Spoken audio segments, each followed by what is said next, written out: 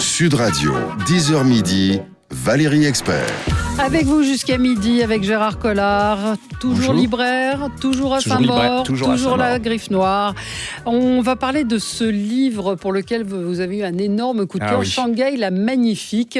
L'auteur, c'est Taras Greszko et ça raconte l'histoire de cette ville. Mais c'est pas du tout, on peut se dire, ouais, ça va être encore un traité, machin. Pas du tout, parce que c'est vu à travers les yeux d'une journaliste du New Yorker. Exactement, c'était une brillante journaliste du New Yorker. Elle part à Shanghai dans les années 30, c'est après la crise de 29 et tout. Alors elle débarque là, elle va commencer à vous décrire le Shanghai. Déjà, c'est comme un film en noir et blanc. Parce qu'elle croise Hemingway, elle croise... plein de gens, et alors elle va rencontrer un poète qui est issu d'une famille très riche, qui connaît très très bien tous les dessous de Shanghai. Et alors là, vous allez découvrir Shanghai. Alors l'opium, vous savez, les fumeries d'opium, vous allez découvrir. Alors, mais c'est un milieu complètement mixte, c'est-à-dire que vous allez à la fois découvrir ces gens très riches. Alors les coloniaux, je veux dire, vous savez, le temps où les Blancs se prenaient supérieurs ils arrivaient, ils étaient dans les sublimes hôtels.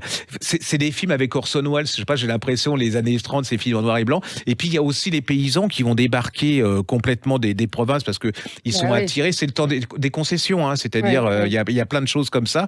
Et puis c'est plein de nostalgie, c'est très très dur, parce que derrière le côté comme ça, plein de charme, c'est une ville où il y a la mort, où il y a la pauvreté, où il y a l'ambition, et puis vont arriver les Japonais, et là les Japonais avec toute l'horreur, la panique de tous ces gens qui sont complètement perdus. C'est un film, franchement, je me suis mis là-dedans, j'ai vu, c'est comme un film. Et en fait, c'est comme ça aussi que les Américains vont découvrir la Chine et Shanghai grâce aux articles de cette journaliste. Et donc là, l'auteur, effectivement, reconstitue un petit peu cette histoire, cette épopée de cette Et moi, j'étais à Shanghai il n'y a pas très longtemps. Et là, quand vous allez visiter les vieux hôtels qu'ils ont restaurés et tout, et vous y êtes, parce que je n'avais pas lu ce livre, mais déjà, il reste quelque chose de ce parfum un peu suranné, un peu, mais qui manque pas de charme. C'est du charme un peu désuet et tout, mais c'est comme la couverture. Si vous regardez la couverture, c'est exactement en noir et blanc comme ça. Vous entendez la musique, vous voyez les gens, vous savez, ces femmes avec les fumes-cigarettes, la musique. Il y a des photos à l'intérieur aussi. Mais c'est vrai que j'aime, moi, ces livres dans lesquels on apprend des choses, qui vous racontent une histoire et vous en ressortez c'est comme un roman en plus, beaucoup plus riche. Puis ça vous donne envie. Si vous n'avez pas été à Shanghai, alors si vous allez à Shanghai, vous le prenez. Et si vous n'avez pas été à Shanghai, ça vous donnera envie d'y aller. Voyager, absolument. Ça s'appelle Shanghai la Magnifique, grandeur et décadence dans la Chine des années 30, et c'est les éditions Noir sur Blanc. On reste à Shanghai, et là c'est l'histoire d'une petite fille, d'une jeune fille. Wang Annie, c'est l'auteur. La coquette de Shanghai, c'est chez Piquet-Poche. C'est l'histoire alors c'est une jeune fille qui est née de parents inconnus, pour ainsi dire, que vous allez retrouver, qui est à l'opéra. Et elle a, comme dit le résumé qui le dit très bien, elle a une lumière intérieure qui fait que quoi qu'elle fasse, elle illumine tout. Mais c'est toutes les ombres et les lumières de la Chine, de cette ville. Vous retrouvez un peu le côté là, mais vu par une femme, c'est-à-dire une autochtone. C'est vu par une américaine, là c'est vu de l'intérieur. C'est une pure petite merveille. Allez-y, c'est pas cher, et vous allez vous allez prendre un bain c'est à la fois un roman, puis ça peut être aussi une sorte de témoignage et de reportage magnifique. Donc ça s'appelle La coquette de Shanghai, c'est chez Piquet-Poche, donc là aussi 8 €, c'est des moments de plaisir. Oui, puis c'est des moments de grâce, c'est des livres, c'est vraiment... Pour pas très cher. Moi je voulais vous reparler d'un livre que j'ai beaucoup aimé, Christelle Bardet, Quand maman plantait des brosses à dents chez Plomb. Elle raconte en fait la maladie d'Alzheimer de sa maman, qui l'a eue très très tôt, elle avait à peine un peu plus de 50 ans, et en fait elle raconte avec humour, tendresse et émotion, ce qui se passe, qui bouleverse la vie. Alors vous allez me dire, des livres comme ça, on en a lu plein, mais non, il y a quelque chose, il y a une petite musique particulière. Son livre marche bien en plus, c'est à lire pour les aidants, pour ceux qui, en tout cas, elle raconte l'histoire de sa maman qu'on adore. Elle en fait un portrait émouvant, et le titre, Quand maman plantait des brosses à dents, elle raconte aussi le côté qui peut être parfois un peu cocasse des personnes qui ont la maladie d'Alzheimer, et jamais jamais elle se moque, mais c'est comment rendre les choses un petit peu moins difficiles. C'est plein de tendresse désespérée. Hein, ça s'appelle Quand maman plantait des brosses à dents, Christelle Bardet chez Plomb.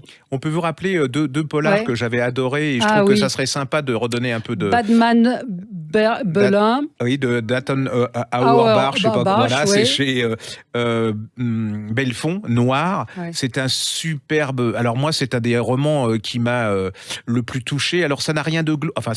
il n'y a pas de sang inutile. Vous êtes dans une petite ville américaine, une famille normale, pauvre, mais bon, sans être non plus dans l'excès de pauvreté. Ils ont 2 enfants, un plus petit qui a 3 ans et puis le plus grand qui est ado. Ils partent au supermarché faire les courses et là, ils se retournent, le grand, il n'y a plus le petit garçon. Il a disparu. Ouais. Et là, comme c'est décrit, vous avez tous vécu ça. Si vous avez des enfants, là, c'était cette terreur de perdre dans le supermarché ou ailleurs. C'est dire où il est. Et voilà. Donc, ils cherchent désespérément. Ils le retrouvent pas. La police considère que ils font pas plus d'enquête. Ils disent qu'il a disparu, il a été enlevé et qu'il est mort. Les parents sont complètement dévastés. La mère, elle continue à aller dans la chambre du petit garçon et à lui parler alors qu'il est pas là. Le père, il va être au chômage. Donc, qu'est-ce qu'il faut ? Il faut qu'absolument le garçon, quelques années plus tard, doit trouver du boulot.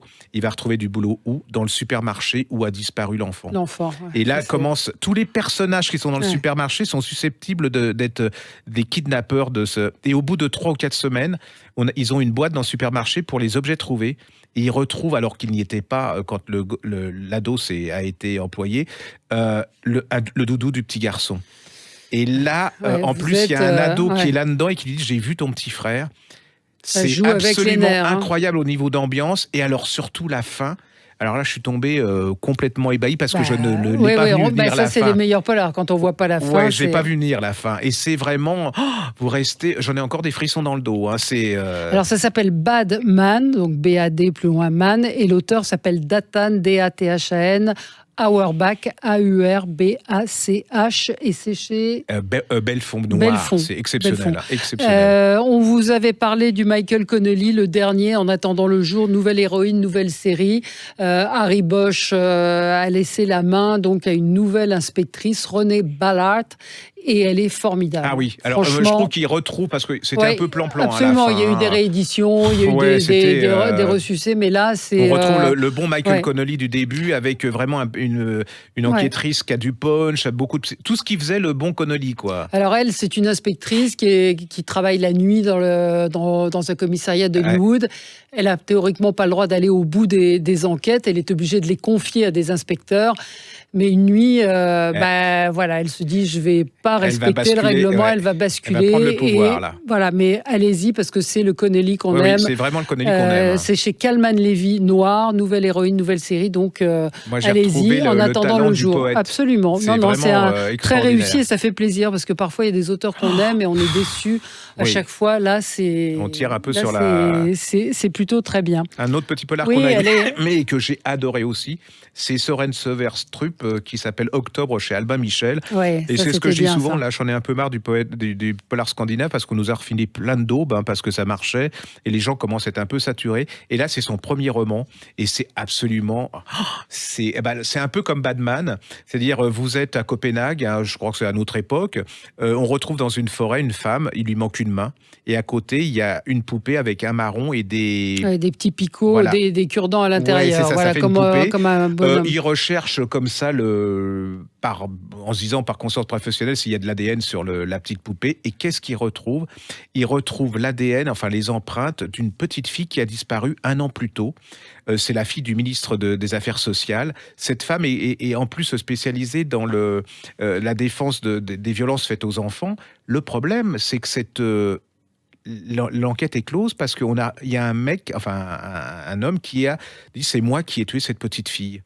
Donc comment cette petite fille qui est morte peut-elle encore avoir ses empreintes sur quelque chose à l'époque là ? Et là va commencer avec des inspecteurs qui sont... les inspecteurs sont absolument au niveau psychologique fait avec mais une prouesse incroyable. C'est une sorte de...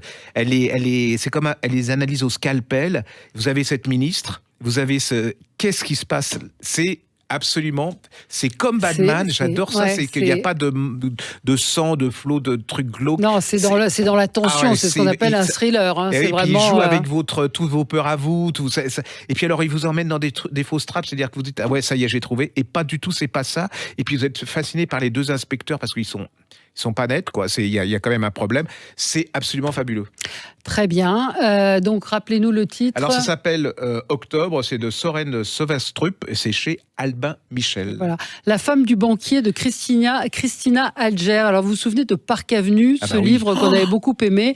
Là, ça vient de paraître chez Albin Michel. C'est un jour de novembre, un homme, une femme qui sont dans un petit avion privé. L'avion s'écrase et parmi les victimes, il y a un banquier suisse, très puissant banquier. Sa femme, jeune, ne croit pas à la thèse de l'accident.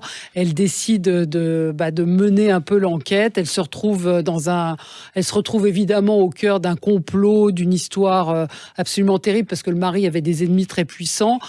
Parallèlement à ça, il y a une journaliste qui, elle, est très ambitieuse et qui enquête sur un nouveau scandale qui concerne la banque du mari. Donc voilà, elle doit publier un article qui peut permettre de sauver la vie d'Annabelle, puisque la femme du banquier est menacée à son tour. Est-ce qu'elle va publier ou pas ? Là aussi, ça joue avec les nerfs. Et puis, c'est des portraits de femmes absolument épatants.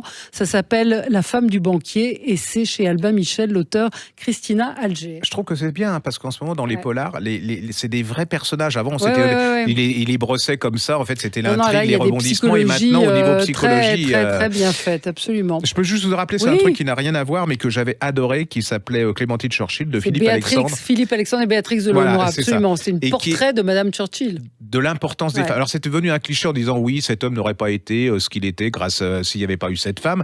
Mais là, c'est pas un cliché. C'est-à-dire que Churchill, sans sa femme, ce n'est absolument rien. Il aurait craqué complètement. Ce que j'ai appris aussi, c'est que Churchill était de gauche. C'était un libéral. Il a fait beaucoup de choses au début de sa vie politique pour les femmes. C'est incroyable ce qu'il a fait. Enfin, je veux dire, c'était un mec de gauche, quoi. C'était 1936 dans l'absolu. Il va y avoir un basculement. Et puis, il va y avoir la guerre. Et ce que j'ai appris aussi, ce que je ne savais pas, mais c'était en même temps que Charlie Chaplin, il était dépressif. Il avait ces périodes très noires. Et cette femme elle va le sauver, elle va le réconforter. Et puis il y a ses enfants il va bouffer ses enfants. C'est-à-dire être le fils de Churchill, ça va être un drame pour ce type. C'est l'histoire d'un couple avec cet amour incroyable. Ils vont traverser des choses pas possibles. Elle va être avec lui jusqu'au bout. Un romancier n'aurait pas imaginé des personnages comme ça.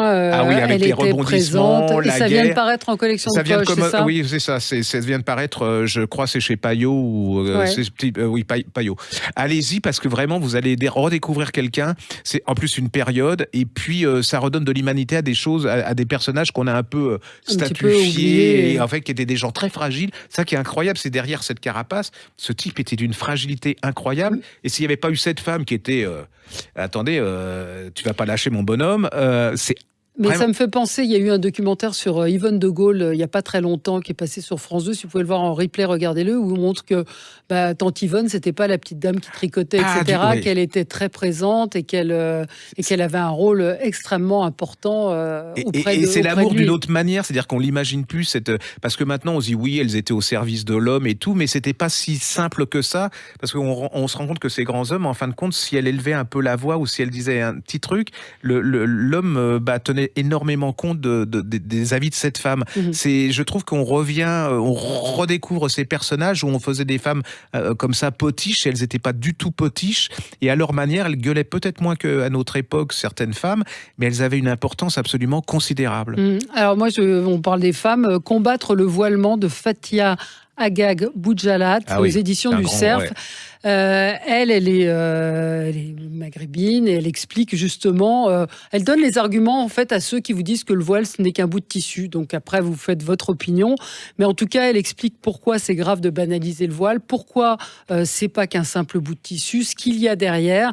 Alors vous soyez convaincu ou non. En tout cas, elle vous donne des arguments pour expliquer que c'est beaucoup plus compliqué que ça et que c'est une fausse, c'est pas un faux problème, c'est un vrai problème. Puis cette femme a été très caricaturée quand même. Oui, hein. elle a été poursuivie, elle s'en est pris. Et son livre n'a d'ailleurs aucune promotion. Non, absolument. C'est très mal vu de parler de son livre, d'elle. Elle m'a raconté, parce que je la connais, il se trouve qu'elle vient dans l'émission de temps en temps entre 11h et midi, qu'elle avait répondu à Annie Ernaux, je ne sais pas si vous avez vu, qui avait fait un grand papier sur ses sœurs voilées, et elle lui avait répondu « Je t'emmerde ». Eh bien, elle a été annulée de l'émission La Grande Librairie, on lui a annulé sa venue dans l'émission, et elle est un peu blacklistée. Donc moi, je vous parle du livre parce que je trouve que son argumentation est intéressante, et puis parce que personne n'en parle, et que c'est pas normal qu'on boycotte des livres comme celui-là. Je trouve que si on n'est pas d'accord avec ce genre de livre, il faut inviter justement cette personne et s'opposer avec des arguments contre les arguments, mais pas ignorer les choses comme ça, parce que je trouve que c'est pas de la démocratie.